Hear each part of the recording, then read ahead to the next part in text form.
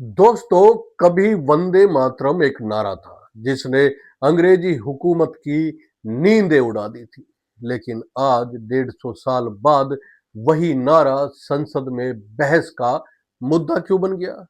क्या वाकई अब हमारे राष्ट्रगीत को भी राजनीतिक चश्मे से देखा जा रहा है? और सबसे बड़ा सवाल यह है, जब देश का हर नागरिक वंदे मातरम को दिल से मानता है, तो संसद में इसकी बहस की जरूरत क्यों पड़ी? ये बेहद गंभीर सवाल है और इस पे चर्चा होनी ही चाहिए और आज इसी पर हम बात करने वाले हैं। नमस्कार दोस्तों, मैं हूं प्रदीप डवास और आज बात करेंगे उस बहस की जिसने संसद को गरमा दिया, सोशल मीडिया को उबलने पर मजबूर कर दिया और शायद देश की राजनीति को एक बार फिर वंदे मातरम बनाम वोट बैंक के मोड़ पर लाकर खड़ा कर दिया है।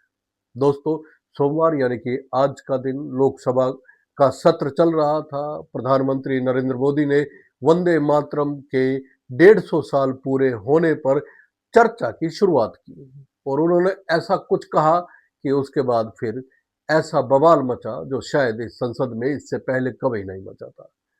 फिर दौर शुरू हुआ ऐसे भाषण का जिसने विपक्ष से लेकर सोशल मीडिया सबको हिला कर रख दिया।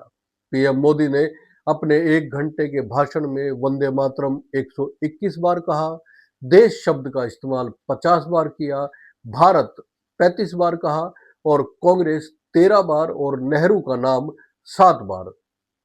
अब सवाल उठता है, क्या ये भाषण सिर्फ वंदे मातरम के सम्मान में था? ये बड़ा सवाल है। या फिर इसके पीछे एक राजनीतिक संदेश भी छिपा हुआ था? पीएम मोदी ने कहा कि वंदे मातरम अंग्रेजों को करारा जवाब था और आज भी प्रेरणा देता है। इससे कोई इनकार भी नहीं कर सकता दोस्तों।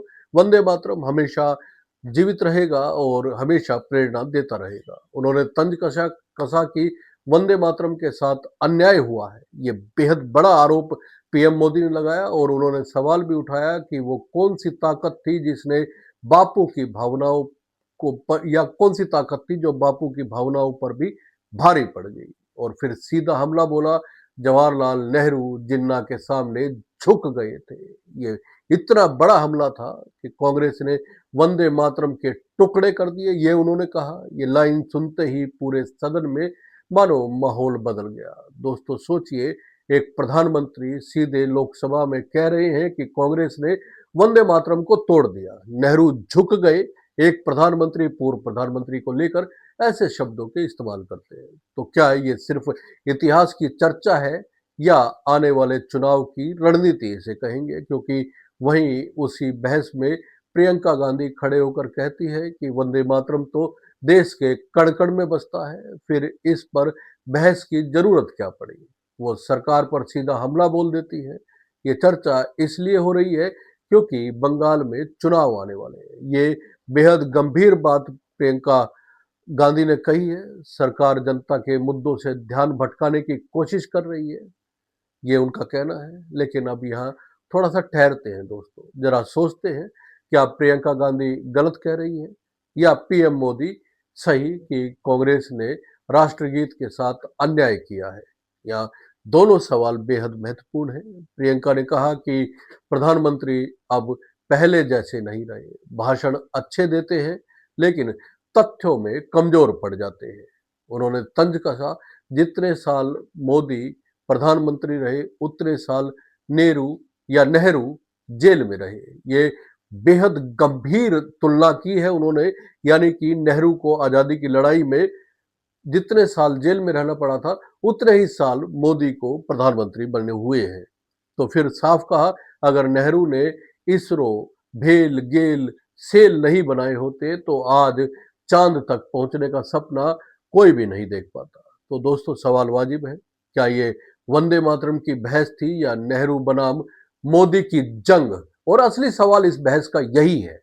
संसद में यह बहस जिस दिन चली उसी दिन पीएम मोदी ने एक और तंज कसा, कांग्रेस नहीं अब एमएनसी हो गई है, देश के हितों को आउटसोर्स कर दिया गया है। अब ये बात सिर्फ कांग्रेस पर हमला नहीं थी बल्कि पूरे विपक्ष पर संदेश था कि वंदे मातरम पर सवाल उठाने वाले देश के विपक्ष नहीं बल्कि देश की भावना से अलग सोच रखने वाले लोग हैं। लेकिन इसी बीच अखिलेश यादव का बयान भी आया, वंदे मातरम गाने के लिए नहीं, निभाने के लिए होता है। अखिलेश यादव ने बेहद मार्के की बात कही है। जो कभी देश को जोड़ता था, आज वही कुछ लोग तोड़ना चाहते हैं।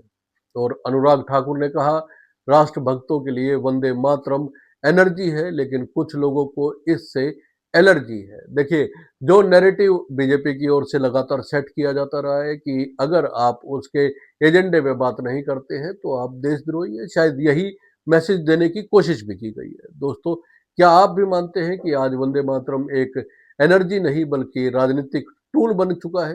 कमेंट में बताइए, क्या ये चर्चा राष्ट्रभक्ति की है या चुनाव की रणनीति की है?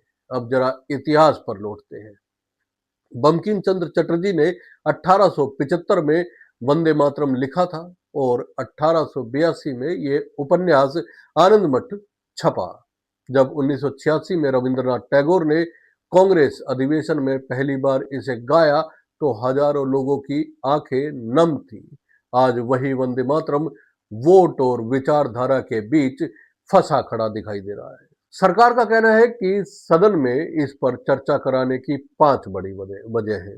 वंदे मातरम का राष्ट्रीय संदेश, बंगाल चुनाव से जुड़ा संदर्भ, 1937 की ऐतिहासिक बहस, स्वतंत्रता आंदोलन की याद और संसद में सकारात्मक माहौल बनाना। लेकिन प्रियंका गांधी का तर्क है कि देश में महंगाई है, बेरोजगारी है, प्रदूषण है, महिलाएं असुरक्षित हैं और हम बात कर रहे हैं वंदे मातरम की बहस की। उनके मुताबिक ये सब जनता का ध्यान भटकाने की कोशिश है। यहाँ सवाल उठता है, क्या सरकार सच में जनता का ध्यान भटका रही है या राष्ट्रगीत जैसे विषयों पर चर्चा से देश में एकता और गौरव का भाव जगाना चाहती है? क्योंकि 1906 में जब बारिसाल, जो कि अब बांग्लादेश में है, 10,000 लोग वंदे मातरम के झंडे लिए सड़कों पर उतरे थे, तब हिंदू और मुस्लिम दोनों साथ थे। आज वही नारा विभाजन का प्रतीक क्यों बन गया है? दोस्तों, ये विडंबना ही है कि जिस गीत ने हिंदू मुसलमान को एकजुट किया, आज वही गीत तुष्टीकरण के नाम पर बहस का विषय बना दिया गया है। मोदी ने अपने भाषण में कहा, जब इसके 150 साल हुए देश गुलामी में था, जब 100 साल हुए देश आपातकाल के अंधेरे में था, अब 150 साल हुए हैं तो भारत विश्व की 5वीं सबसे बड़ी अर्थव्यवस्था है। तो क्या ये वंदे मातरम से वंदे भारत का सफर है या राजनीतिक विमर्श का नया अध्याय इसे कहेंगे? प्रियंका गांधी ने जवाब दिया, वंदे मातरम भारत की आत्मा है, इसे विवादित करना उन महापुरुषों का अपमान है जिन्होंने इसे अपनाया। और फिर उन्होंने सीधा तंज कसा, अगर आपको नेहरू पर बहस करनी है तो पूरा समय तय कर लीजिए, लेकिन वंदे मातरम को राजनीति से नहीं जोड़ा जाना चाहिए। दोस्तों, यहां से बहस सिर्फ संसद की नहीं रही बल्कि सोशल मीडिया पर हर नागरिक की बन गई है। ट्विटर पर एक और लोग मोदी के भाषण को देशभक्ति का संदेश बता रहे थे, वहीं दूसरी ओर विपक्ष समर्थक कह रहे थे यह बंगाल चुनाव की चाल है। तो आप क्या सोचते हैं, वंदे मातरम पर संसद में बहस देश की एकता को मजबूत करेगी या ये सिर्फ राजनीतिक ध्रुवीकरण का नया मंच बन जाएगी? जो गीत कभी क्रांति का जयघोष था, आज वही सियासत का नारा या नारों का हिस्सा बन गया है। दोस्तों, हमें ये नहीं भूलना चाहिए कि वंदे मातरम केवल एक गीत नहीं, ये भारत की आत्मा है। लेकिन जब आत्मा को भी राजनीतिक बहसों के बीच खींच लिया जाएगा तो सवाल उठाना जरूरी है। तो कमेंट करके बताइए, क्या वंदे मातरम पर यह बहस वाकई जरूरी थी या ये इतिहास को चुनावी मोड़ देने की कोशिश है? अगर ये वीडियो आपको अच्छा लगा है तो लाइक कीजिए, शेयर कीजिए और चैनल को सब्सक्राइब करना ना भूलें। जय हिंद, वंदे मातरम दोस्तों।